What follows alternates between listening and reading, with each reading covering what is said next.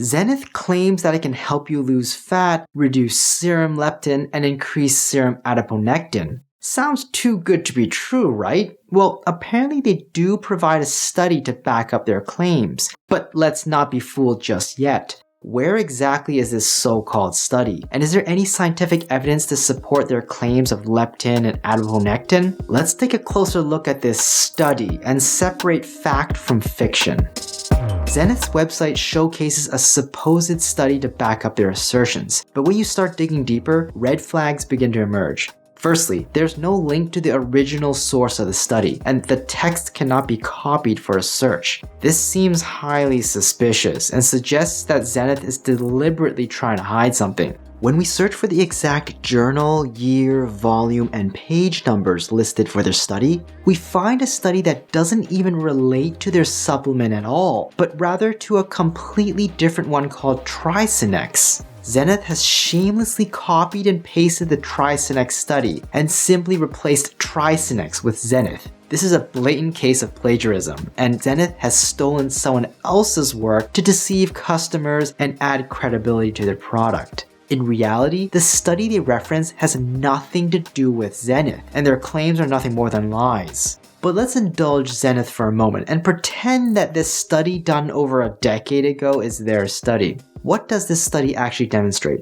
It's worth noting that there are already red flags waving here. To begin with, the study only involved 22 people, a sample size that's far too small to draw any meaningful conclusions. Furthermore, the study was funded by the very company that produces the supplement being tested, which introduces an enormous potential for bias. Also, these results weren't solely due to the supplement itself. Participants also followed a strict dietary and exercise regimen. They met with a dietitian who reviewed their food logs. They exercised 4 to 5 times a week under supervision of a personal trainer. With that kind of protocol, it would be a surprise if they didn't lose weight. Studies funded by private companies with small sample sizes are often unreliable. This is because the sample size is too small. The results may be due to chance, and the study may not be able to draw any reliable conclusions. When you add in a conflict of interest from the funding company, the problems are exacerbated and the biases may creep into the study design, data collection, or interpretation of the results. This means that there's a risk that the researchers may manipulate the data or conclusions to suit their interests. Therefore, unless the studies can be replicated on a larger scale by an independent research team, the findings of this study should be approached with heavy skepticism. But Zenith's claims about their weight loss supplement don't just stop at their fake study. They also boast ownership of not one, but 2 patents on their blend, one in the US and one worldwide. But a closer look at these patents raises some serious questions about the company's credibility. Let's start with the US patent. Zenith claims ownership of it, but the patent number actually belongs to a completely different company called First Fruits Business and Imaginetics Inc. There's no mention of Awakend or Zenith anywhere on this patent. And if that's not enough to make you suspicious, the patent expired in 2022, rendering it inactive anyways. Turning to the worldwide or WIPO patent, things don't look much better. Zenith suggests that it pertains to their product, but there's no mention of Awakend or Zenith, and the patent was filed way back in 2002, over 20 years ago. There's simply no way it could refer to Zenith, a product that only recently hit the market. Moreover, WIPO patents are only valid for 20 years after application, and I don't see a renewal anywhere, so even if it did relate to Zenith, it would have likely expired by now. So not only did Zenith steal someone else's study to fraudulently bolster the claims of their product, but they also lied about owning patents that they never had in the first place. It seems like they want to make people think that their product was special and exclusive, but that's not true at all. In reality, there's nothing proprietary about it, and the most likely reason why this blend is not used in many other weight loss supplements is probably because it sucks. But let's take a look at Zenith's ingredients. Here are the doses per capsule. The recommended dosing is 3 capsules twice per day. We're going to analyze each ingredient to see whether they contain a sufficient dose, whether it contains the active compounds to work, and how effective they might be for weight loss. Then at the very end, I'll look into cheaper alternatives and give the supplement an overall rating. Hydroxypropyl methylcellulose, also known as hypromellose, may sound like a fancy name, but it's nothing more than a lackluster filler. Hypromellose is actually a modified form of cellulose fiber that forms a gel-like substance when mixed with water. It's commonly used in drug delivery to slow down the absorption of the drug over a long period of time. It works as an inert thickening and emulsifying agent, but let's be clear, it provides no real therapeutic benefits on its own.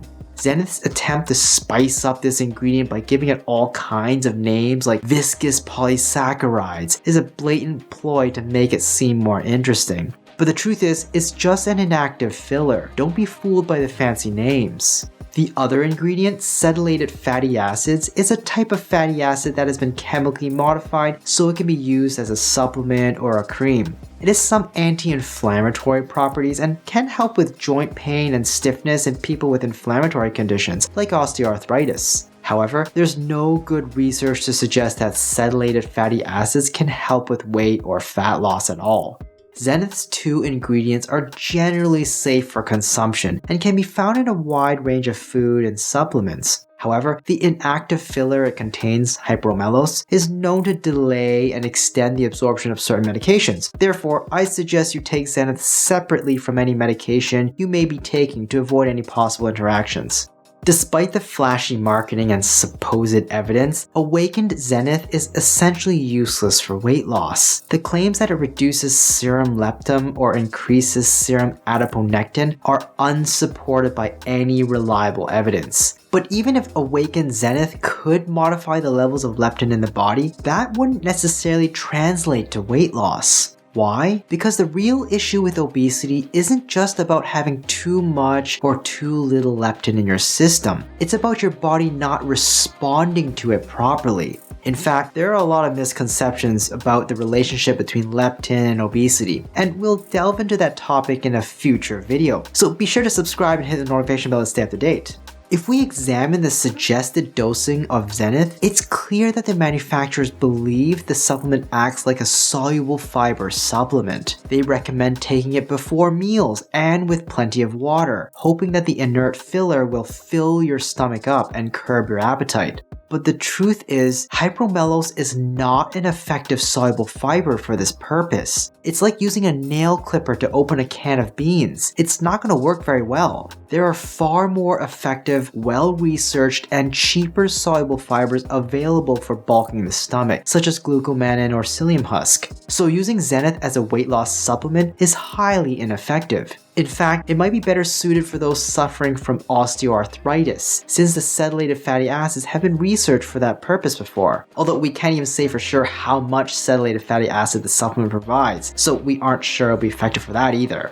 Overall, Zenith is pretty useless for weight loss, but if I had to compare it to some sort of weight loss supplement, it would probably be a cheap soluble fiber like psyllium husk. It's selling for an insane $160 for a month's supply. Psyllium husk in bulk is around $1 to $2 a month, and although this is likely good enough to replicate Zenith for weight loss, if you really want to replicate it to a T, you could add cetylated fatty acids for $4 to $5 a month. You could then completely recreate Zenith's quote proprietary blend for even better for $5 to $7 per month.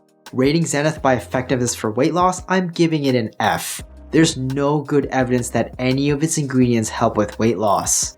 Rating it by cost, I'm giving it an F. It's insanely expensive for something that can be replicated for a few dollars. Rating it for safety, I'm giving it an A. Assuming Zenith contains no other adulteration or contamination, both hypromellose and cetylated fatty acids are considered generally safe to consume. Overall rating, I'm giving an F. I would recommend you stay away from it. Hi, I'm Dr. Brian Young. Do you think it's worth it? Let me know in the comments down below. And if you found this video helpful, please subscribe to the channel and leave me a like. Hit the notification bell if you want to stay up to date, and share this video with someone you know can use the info.